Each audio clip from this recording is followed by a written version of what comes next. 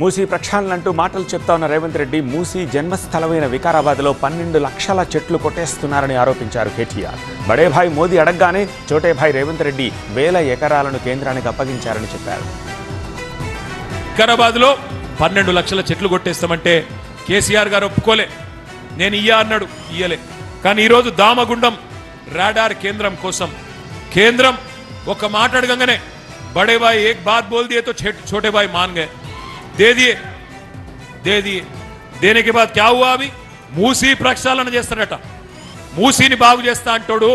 మూసీ పుట్టిన కాడ మూసీ జన్మస్థలంలో 12 లక్షల చెట్లు కొట్టేస్తాడు. ఎవడన్నా తెలివి ఉన్నోడు, భవిష్యత్ తరాల మీద ఆలోచన ఉన్నోడు చేసే పనేనా ఆలోచించండి.